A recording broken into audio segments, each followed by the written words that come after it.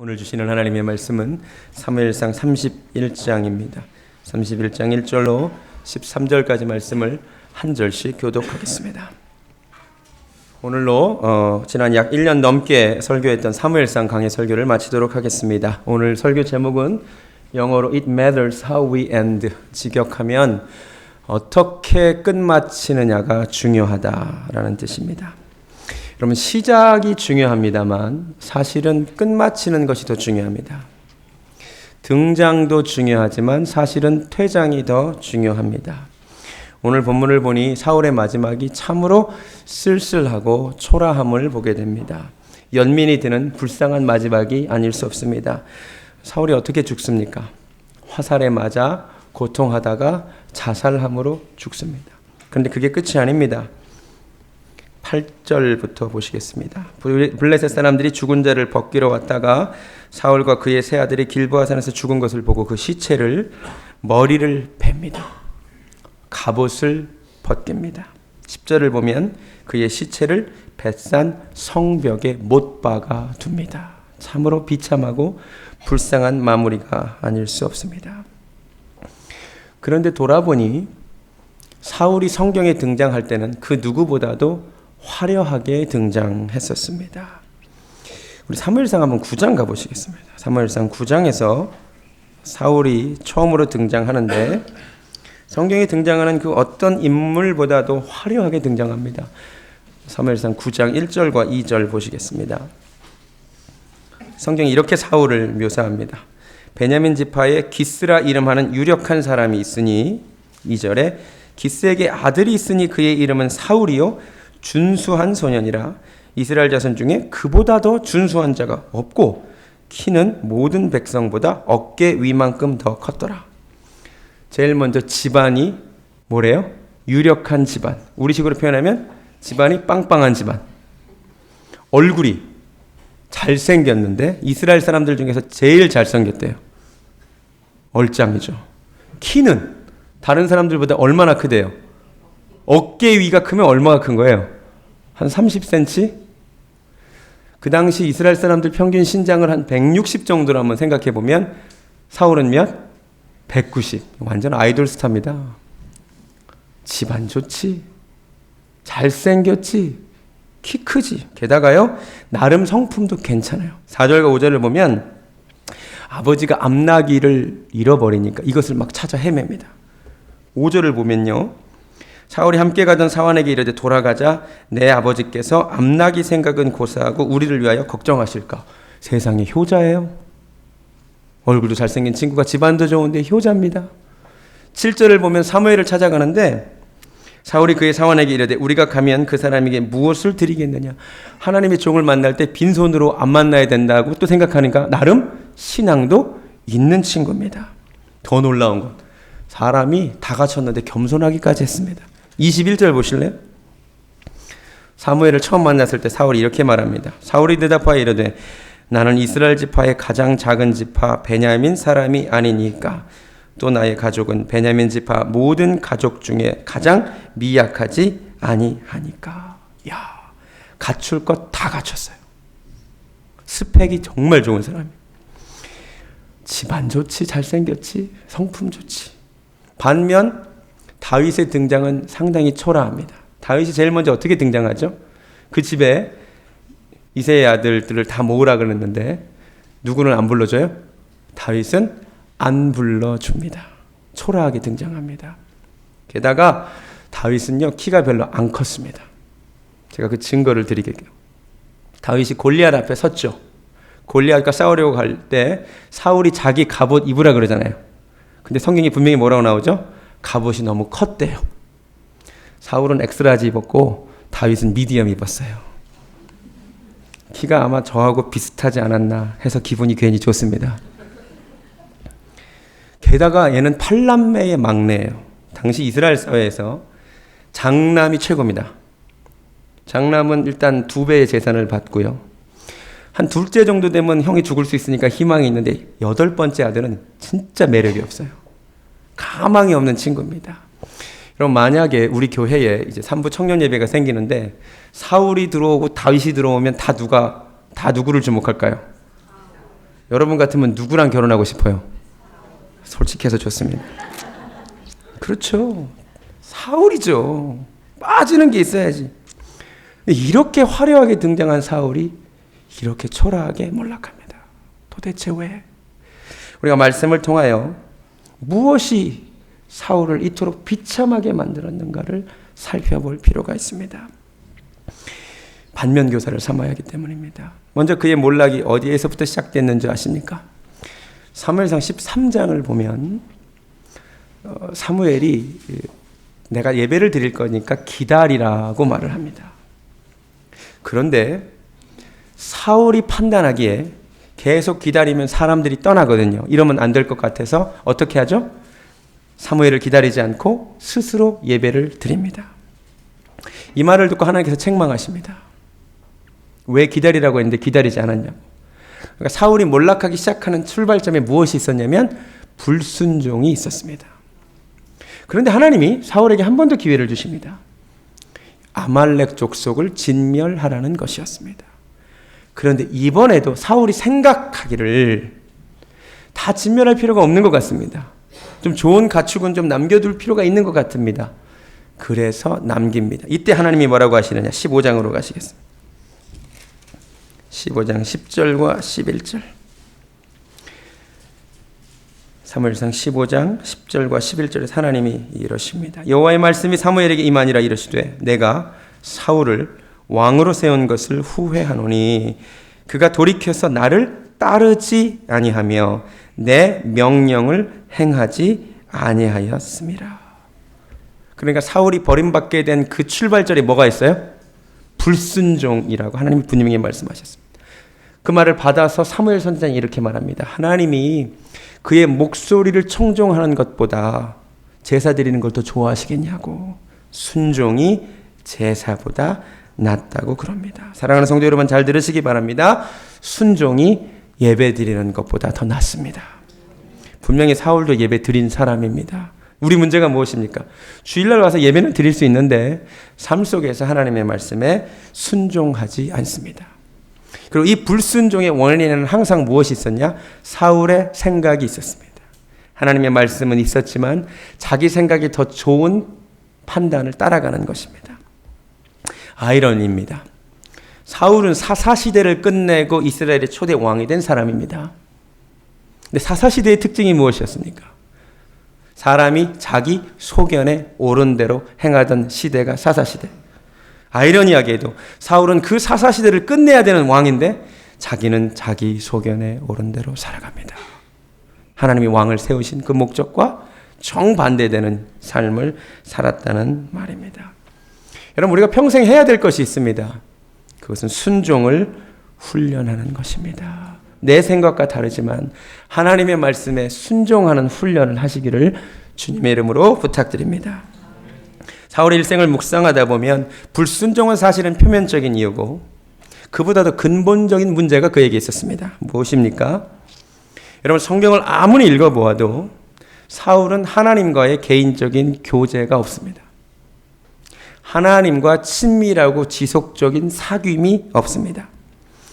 그런데 그에게 체험은 있었습니다. 사울이 체험을 안 한 것은 아닙니다. 사실은 누구보다도 강렬하게 체험을 했습니다. 사무엘상 10장에 보면 여호와의 영이 그에게 임하니까 그가 막 벌거벗고 막 예언한 적도 있었습니다. 기억나십니까?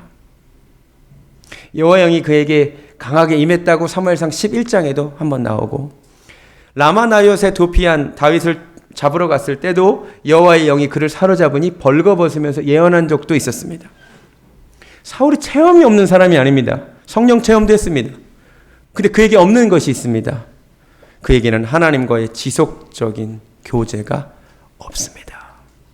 다윗을 보세요.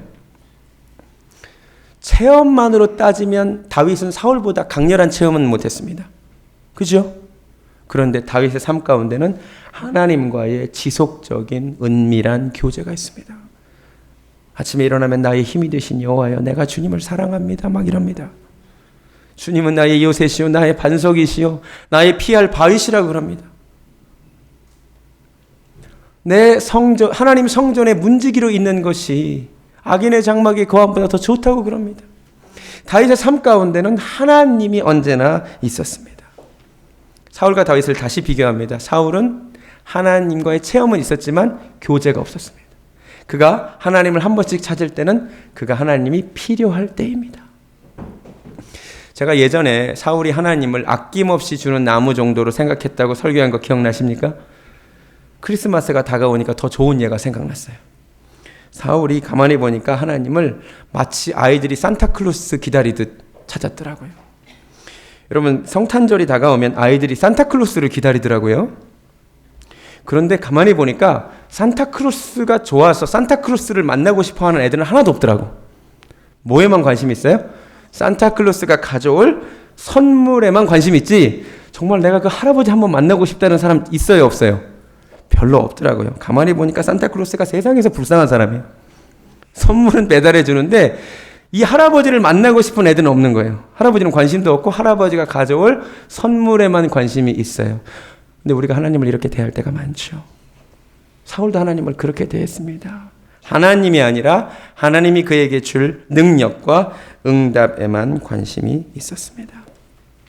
다윗은 달랐습니다. 다윗은 하나님을 원했습니다.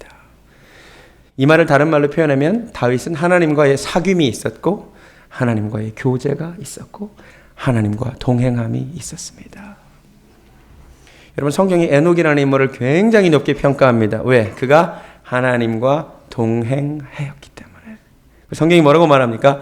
그가 동행하더니 하나님이 저를 하늘로 데려가셨대요. 동행의 끝이, 동행의 결과가 승천입니다. 우리 문제가 무엇입니까? 하나님과 동행하지 않는데 승천하기는 또 바래요. 하나님과 동행하지 않으면서 높아지기만은 바랍니다. 기억하시기 바랍니다. 동행 없이 승천도 없습니다. 한국교회가 1907년 평양 대부흥 운동을 기념하여 2007년도에 하나님 다시 부흥을 허락해 주시라고 대대적인 이벤트를 열었습니다. 그런데 부흥이 오지 않았습니다. 왜요? 지난 100년간 한국교회가 하나님과 동행하지 않았기 때문입니다. 동행하지 않은 한국교회가 한 번의 이벤트로 어찌 부흥이 올 수 있겠습니까? 여러분, 이벤트 신앙인이 되는 것을 조심하시기 바랍니다. 하나님이 원하시는 것은 이벤트 신앙인이 아니고 주님과 잠잠히 동행하는 신앙인입니다. 성경 통독의 밤 다 좋아요. 매일 성경 읽는 걸 하나님이 훨씬 좋아하십니다. 아멘. 성경 통독의 밤 참여해서 2박 3일 성경 처음부터 끝까지 읽는 거 귀해요. 그거보다 매일 성경 읽는 걸 하나님이 훨씬 좋아하세요. 특별 새벽기도 우리도 했지만 특별 새벽기도 때 새벽기도 오시는 거 귀해요. 안 나오는 것보다 낫죠. 근데요, 매일 새벽기도가 훨씬 귀해요. 자신이 없으세요? 아멘. 우리가 하나님과 동행하고 하나님과 사귐이 있는 자가 되기를 주님의 이름으로 소원합니다. 사울이 하나님을 별로 의식하지 않고 하나님께는 사실 평소에 관심이 없는데 사울이 끊임없이 관심을 기울이는 존재가 하나 있습니다. 그게 무엇입니까? 사람입니다. 사람. 사울은 언제나 사람을 의식합니다. 심지어 이 15장에서 하나님께서 사울을 이제 버리겠다고 선포하셨는데도 사울이 이렇게 말합니다. 15장 30절. 대단한 양반입니다. 사울이 이르되 내가 범죄하였을지라도 이제 청하옵나니 내 백성의 장로들 앞과 이스라엘 앞에서 나를 높이사 나와 함께 돌아가서 내가 당신의 하나님 여호와께 경배하게 하소서. 하나님 앞에 심판이 선포됐는데 엎드려서 나를 불쌍히 보소서가 아니라 그래도 아무 일도 없었던 것처럼 같이 좀 예배 좀 드려주시면 안 되겠습니까? 그래야 저 사람들이 나를 좀 높게 볼 것 아닙니까? 지금 이 순간에도 사울이 의식하는 존재가 누구예요? 사람. 사울은 평생에 사람의 인정을 구합니다. 그 인정의 대상이 다윗에게 갈 때 그 질투심을 못 참았던 겁니다. 사울은 평생에 하나님은 안중에 없지만 사람이 나를 어떻게 생각할까? 그의 마지막 죽음도 보시기 바랍니다. 그의 자살의 동기가 뭔지 아십니까? 4절 보여주시기 바랍니다. 그의 자살의 동기도 사람입니다.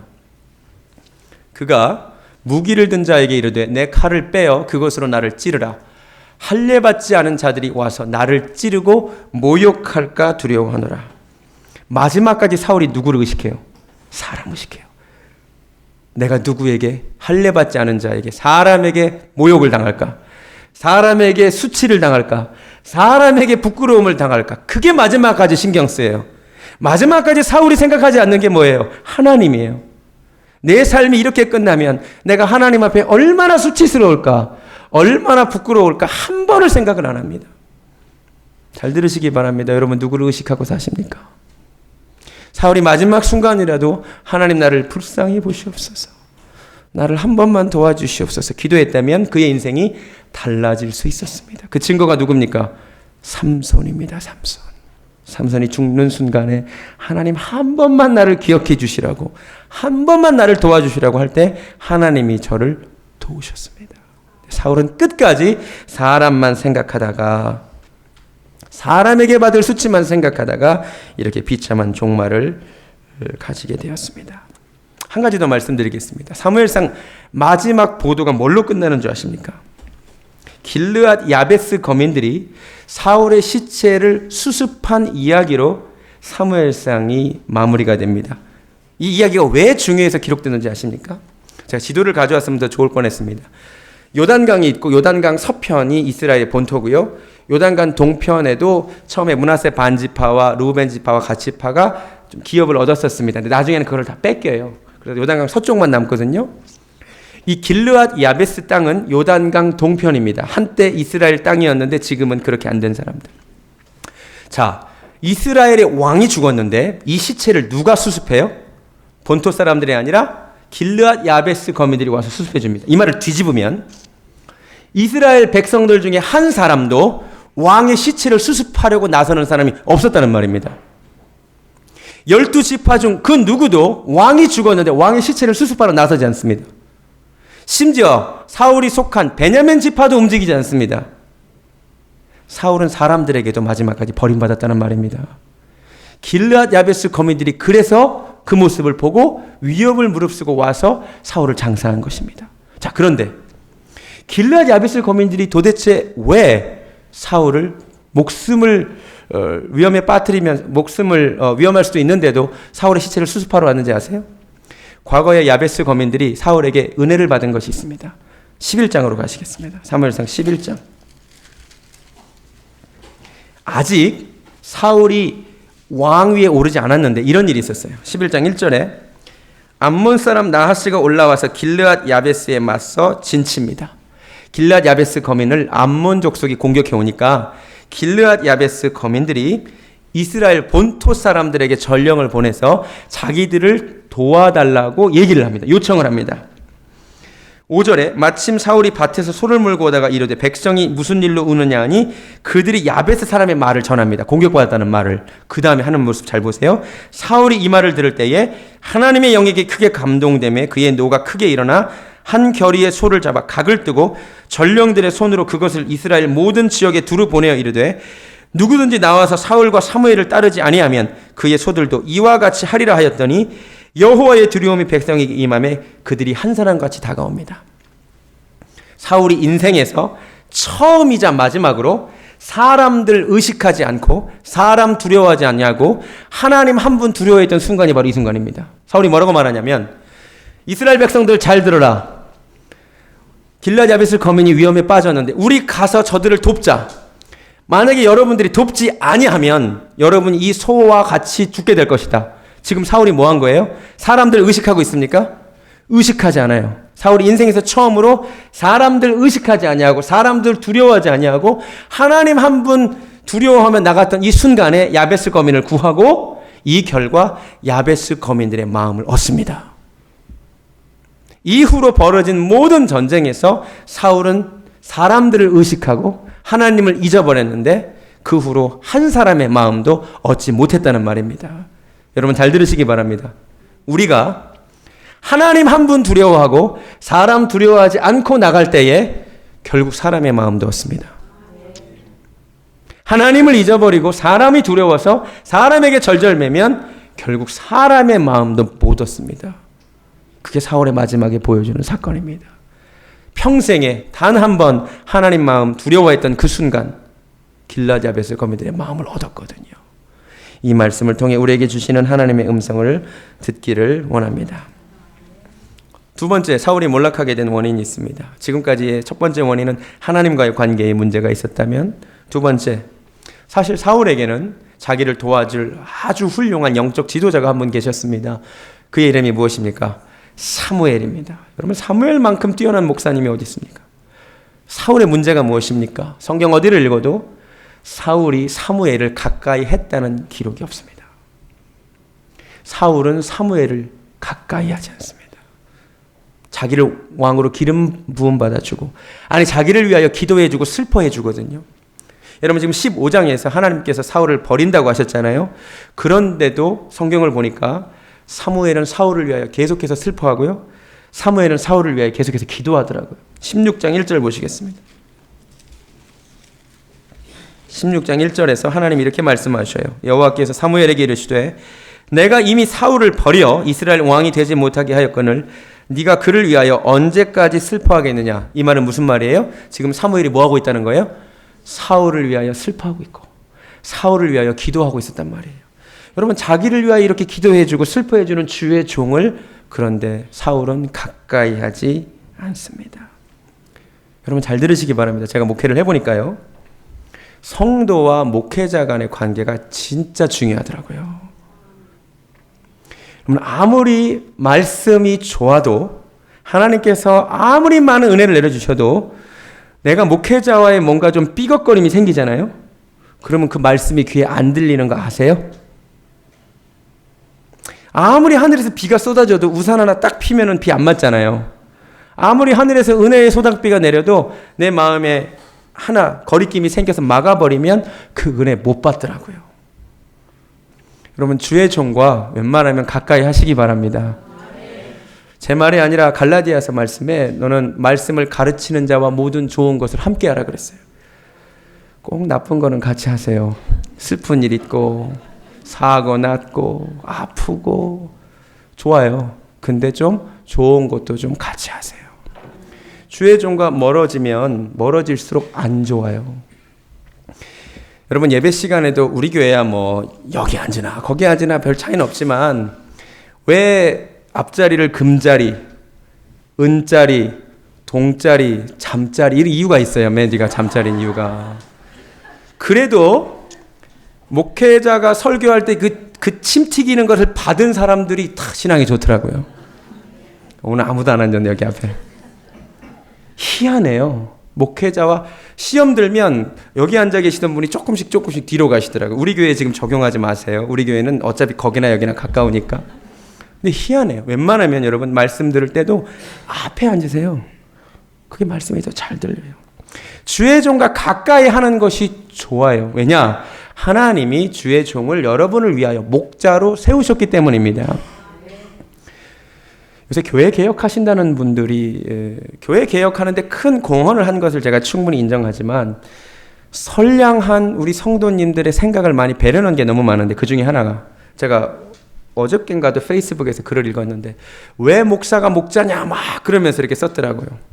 예레미야 3장으로 가시겠습니다. 예레미야 3장.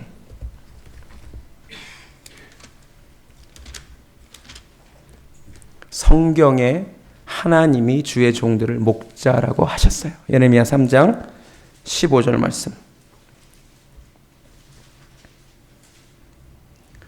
제가 읽어드리겠습니다. 내가 또 내 마음에 합한 목자들을 너희에게 주리니 그들이 지식과 명철로 너희를 양육하리라. 아멘. 하나님이 말씀하셨어요. 베드로 사도도 말합니다. 너희 중에 있는 하나님의 양무리를 치라 그랬어요. 예수님도 베드로 사도에게 말씀하셨어요. 네가 나를 사랑하느냐? 그러면 내 양을 좀 쳐주라. 여러분은 양이세요. 하나님이 그 양을 위하여 목자를 세우신 거예요. 이 관계를 이해하지 못하면 신앙생활 못합니다. 여러분, 목자 없는 양이 근데 제일 불쌍한 거 아세요? 이 양이라는 짐승이요, 다른 동물만큼 달리기가 빠르지 않습니다. 다른 동물처럼 발톱이 날카롭지도 않습니다. 이빨도 없어요. 지독한 근실해요. 또 대책이 없는 동물이 양이에요. 목자 없으면 망하는 존재가 양입니다. 목자 잃은 양이 제일 불쌍한 거예요. 근데 여러분 왜 성도님들이 신앙생활을 목자 없이 하시려고 하십니까? 주의 종들을 여러분을 위하여 명철과 지혜로 양육하라고 주의 종들을 세우신 거예요. 혼자서 신앙생활 하시는 분들이 있어요. 심지어 성경도 사도행전 8장에 분명히 나와요. 지도하는 자가 없으면 제대로 깨닫지 못하는 것이 성경이에요. 말씀을 가르치라고 주의 종들을 세웠어요. 주의 종과 가까이 하시기 바랍니다. 사단이 하는 일이 뭐예요? 주의 종과의 사이를 벌리는 겁니다. 그런 말씀이 안 들리거든. 그런데 사울은 사무엘을 가까이 하지 않았습니다. 그가 사무엘만 가까이 했어도 이렇게 되지 않았을 겁니다. 룻이라는 여인이 있었습니다. 그 여인이 성공한 건 다른 아무것도 없고 영적인 멘토인 시어머니 나오미를 붙잡았기 때문입니다. 시어머니가 하라는 대로 다 했어요. 시어머니 따라다니다가 영적인 멘토랑 가까이 있다가 성공한 사람이 룻입니다. 깨닫는 은혜가 있기를 주님의 이름으로 축원합니다. 첫 번째, 하나님과의 관계에서 실패하고, 두 번째, 목회자와의 관계에서 실패하고, 세 번째, 사울이 망한 또 다른 이유가 있습니다. 누구의 등장으로 인하여? 누구가 등장했기 때문에? 다윗이 등장했기 때문에. 근데 우리 정확하게 얘기합시다. 사울이 다윗 때문에 몰락했습니까? 다윗에 대한 질투심 때문에 몰락했습니까? 그렇죠. 정확하게 얘기하면 다윗은 사울에게 원래는 선물이 될 수도 있습니다. 아니 내가 데리고 있는 장수가 얼마나 훌륭해요. 가는 것마다 승리하잖아. 그런데 그거를 못 견디는 거죠. 질투심 때문에 성경에 질투심은 뼈를 썩게 한다고 했습니다. 그러니까 다윗 때문에 망한 게 아닙니다. 사울의 좁은 인격 때문에 망했습니다. 여러분, 하나님이 언제나 영광을 주시기에 앞서 고난을 주시는 이유가 있습니다. 고난을 통해서 우리 인격이 준비되기 때문입니다. 고난을 통해서 우리 인격이 튼튼해지기 때문입니다. 성경의 그 영광이라는 단어가 히브리어로 무겁다라는 뜻입니다. 잘 생각을 해보세요. 그 무거운 영광을 감당하려면 그 영광을 버텨낼 인격이 튼튼해야 된다는 얘기인데, 이 인격이 튼튼하지 않기 때문에 인격이 튼튼해지라고 하나님이 고난을 먼저 주시는 거예요. 요셉 보세요. 요셉에게 하나님께서 앞으로 주실 영광이 얼마나 무거운지 몰라요. 세계 최강대국 애굽의 총리가 되는 거예요. 그런데 요셉의 인격이 그 영광을 감당할 인격이 아니에요. 요셉의 인격이 어때요? 입만 열면 잘난 척이에요. 꿈만 꾸면 형들 불러요. 형들 좀 들어보라고. 내가 꿈 꿨는데 11개의 단이 내게 절하더라. 바보가 아닌 이상 누가 들어도 11명의 형들이에요.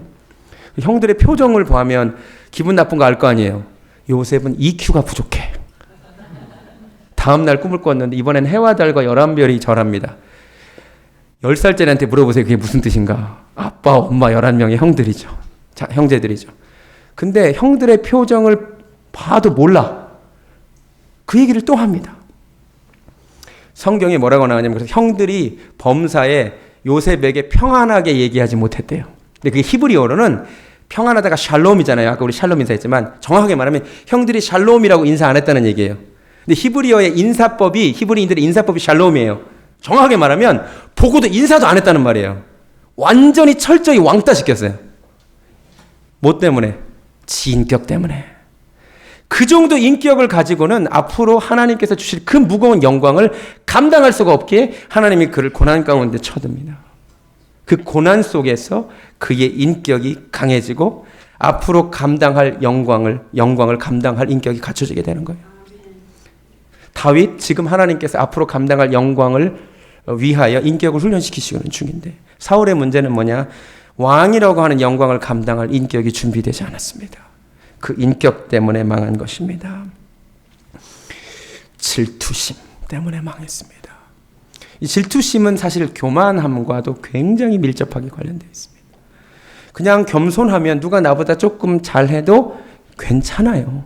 그럼 내가 교만하게 누가 나보다 잘난 것을 허용할 수가 없는 것입니다.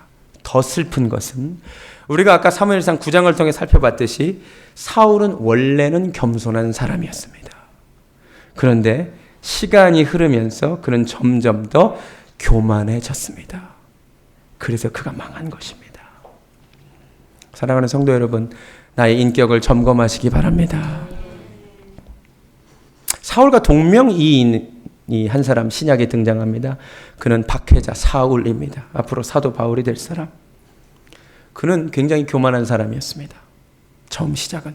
자부심이 세요. 자기 소개할 때 보세요. 나도 나름 가말리엘 문화에서 공부했다. 오늘로 치면 나도 하버드 나왔다 이겁니다. 그런데 이 사람을 하나님이 만져주시고 조금씩 겸손한 사람으로 바꾸십니다.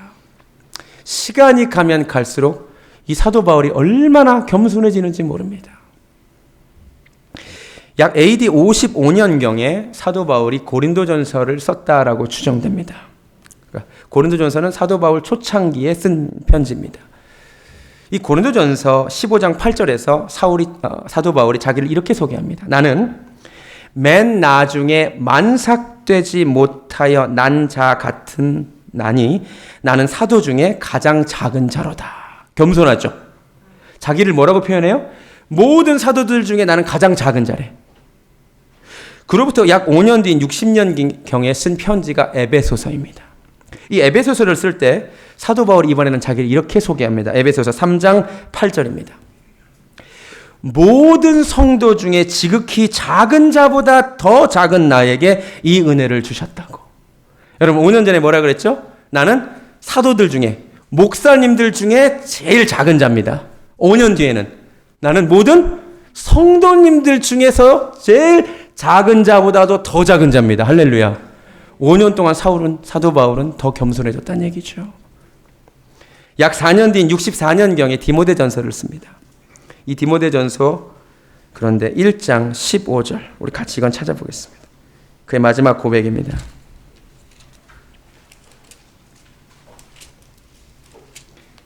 (4년) 뒤에 그는 이렇게 자기에 대하여 표현합니다. 디모데전서 1장 15절 말씀. 신약성경 337페이지 정도에 있습니다. 함께 읽겠습니다. 시작. 미쁘다 모든 사람이 받을 만한 이 말이여 그리스도 예수께서 죄인을 구원하시려고 세상에 임하셨다 하였도다. 죄인 중에 내가 괴순이라. 아멘. 사도 중에 가장 작은 자에서 성도 중에 지극히 작은 자보다 더 작은 자로. 아니 그것도 아니야. 나는 죄인 중에 괴수야. 예수를 믿으면 믿을수록 사도 바울은 더 겸손해졌습니다. 이 고백으로 인생을 마감합니다. 두 사람의 사울이 대조됩니다. 이스라엘 왕 사울은 처음에 겸손했던 사람이 왕이 되면서 점점 더 교만해졌고, 처음에 좀 교만했던 박해자 사울은 후에 사도 바울이 돼요. 점점 더 겸손합니다. 말씀을 정리하겠습니다. 한마디로 사울은 하나님과의 관계에서 실패했고, 목회자와의 관계에서도 실패했고, 자기 자신과의 관계에서도 사실 실패했습니다. 그의 인격 때문에 또 망했습니다.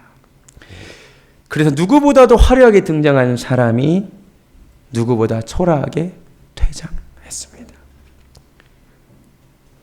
사사시대를 끝낸 왕이 자기 자신은 정작 자기 소견에 옳은 대로 살다가 망했고, 체험은 있었으나 하나님과 교제하지 못해서 망했고, 하나님이 아니라 사람을 의식하다가 죽는 순간까지도 사람만 의식하다가 망했고, 영적 멘토와 멀리했으며 점점 교만해졌다가 망했습니다. 이 모습 기억하기를 바랍니다. 이 말씀을 통하여 어떻게 끝내느냐가 It matters how we end. 시작보다 끝이 더 중요한데, 오늘 다음 주에 외울 말씀 나왔죠. 한 번 죽는 것은 사람에게 정해진 것이요 그 후에는 심판이 있습니다. 잠시 세상에 살면서 살아가다가 하나님 부르시면 우리가 그 앞에 서야 되는데, 우리의 퇴장이 사울과 같이 초라하지 않기를 주님의 이름으로 축원합니다. 찬양하겠습니다. 잠시 세상에 내가 삽니다. 열린 천국문 들어가기 원합니다. 잠시 세상에 내가 살면서 항상 찬송 부르다가 날이 저물어 오라 하시면 영광 중에 나아가리. 열린 천국 문 내가 들어가 세상 짐을 내려놓고 빛난 면류관 받아 쓰고서 주와 함께 한 번 더 찬양합니다. 잠시 삽니다. 잠시 세상에 내가 살면서 항상 찬송. 우리 인생의 퇴장의 순간이 옵니다. 날이 저물어 오라 하시면 영광 중에 나아가리. 열린 천국 문 내가 들어가 세상 짐을 내려놓고 빛난 면류관 받아 쓰고서 주와 함께 길이 살림. 사무엘상을 마치면서 사울의 마지막을 보면서 하나님께서 주시는 음성을 우리가 들어야 합니다. 우리가 사울처럼 인생을 마칠 수는 없습니다.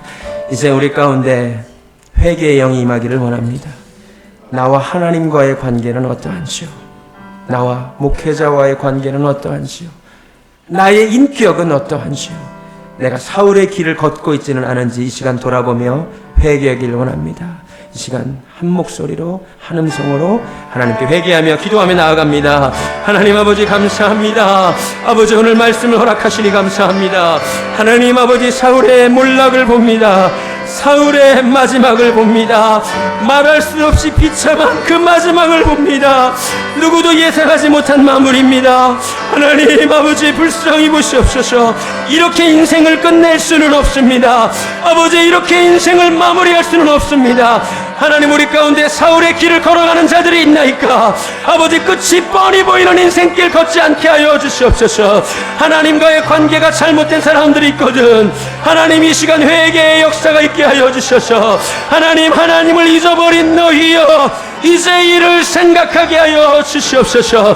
하나님 아버지 목자로 세우신 주의 종들과의 관계를 하나님 점검하게 하여 주시옵시고 아버지 하나님 우리를 위하여 세우신 목자들과 좋은 것을 함께하게 하시며 지혜와 명철로 영육함을 받게 하여 주시옵소서.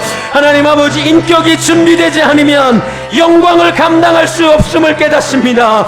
하나님 아버지 우리가 인격이 준비되지 않았으면서 영광만 구함을 하나님 용서하여 주시옵소서. 하나님과 동행하지 않으면서 승천하기만을 원함을 용서하여 주시옵시고 오늘 말씀을 통하여 인격을 준비하는 그릇들을 되게 하게 하여 주시옵소서. 하나님 감사합니다. 이 사무엘상 이 여정 가운데 함께 하심을 감사하며 우리 각자에게 주시는 말씀으로 인하여 감사합니다. 이 말씀 붙들고 인생 살게 하시고 내 마지막이 사울의 그것 되지 않게 하여 주시옵소서. 이제는 참 목자 되시는 우리 주 예수 그리스도의 은혜와 사울의 길을 걷지 말라고 어찌하여 망하려 하느냐고 말씀하시는 하나님 아버지의 극진하신 사랑과 성령님의 세밀한 만져주심이 이 시간 이 말씀을 통해 경고받고 교훈받고 책망받고 하나님이 원하시는 길로 가기를 소원하는 사랑하는 베델교회 성도님들 머리 위에 지금부터 영원까지 함께 하시기를 간절히 축원하옵나이다. 아멘.